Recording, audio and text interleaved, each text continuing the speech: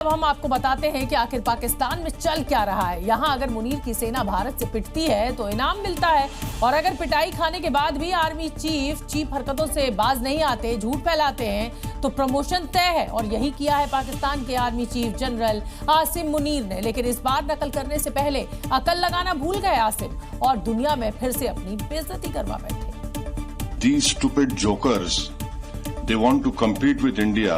Pakistani army chief Asim Munir को stupid joker बताने के पीछे 2019 की वो तस्वीर है जिसे मुनीर ने पाकिस्तानी प्रधानमंत्री को गिफ्ट में दी और बेशर्मी के साथ बताया ये भारत पर जीत की तस्वीर है, लेकिन इसके पीछे की सच्चाई पूरी दुनिया को ओवैसी ने बता दी। And these stupid jokers, they want to compete with India. They had given a photograph of a 2019 Chinese army drill, claiming it's a victory over India. Now this is what Pakistan indulges in.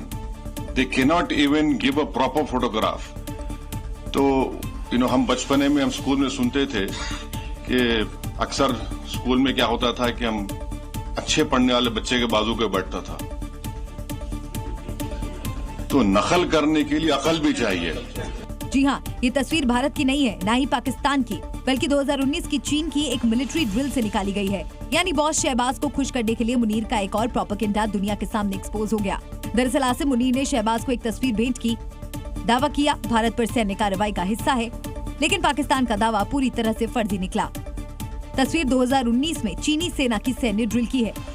असल बात यह है कि पाकिस्तान की सेना और सरकार फिलहाल खुद को भारत से बेहतर दिखाने के लिए झूठ और प्रोपेगेंडा का सहारा ले रही हैं। लेकिन पाकिस्तान की चाल और चीनी माल अब दोनों ही चल नहीं पा रही हैं। ऐसे में मुनीर साहब भारत से हार मानिए और नकल से पहले अकल लगाना भी सीख लीजिए।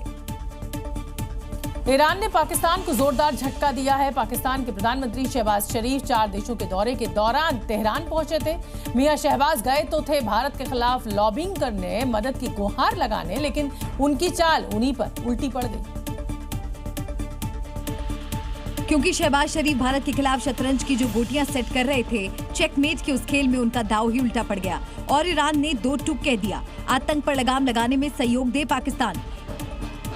ईरान के राष्ट्रपति मसूद पेजेशकियान ने शहबाज से साफ शब्दों में कहा कि पहले बॉर्डर एरिया में आतंकी गतिविधियां कम करो, भरोसा खुद ब खुद पैदा हो जाएगा।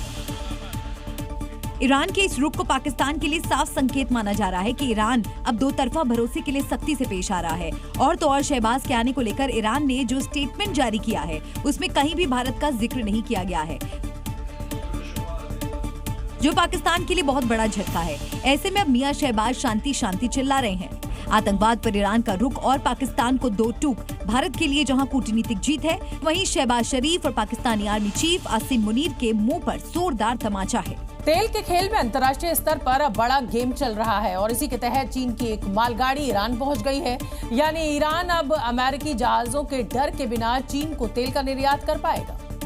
चीन के यवू से 15 दिन की यात्रा के बाद कार्गो ट्रेन इंचेह बोरुन सीमा से ईरान पहुंची, जहां इसका जोरदार स्वागत किया गया। ईरानी रेलवे के उप प्रमुख मीर हसन मूसवी डिजाजी ने इसे अंतर्राष्ट्रीय ट्रेड को आसान और तेज बनाने की दिशा में बड़ा कदम बताया है।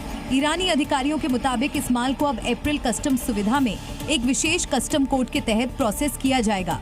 जानकारी के मुताबिक चीन से 2 और मालगाड़ियां सोलर पैनल लेकर ईरान पहुंची हैं।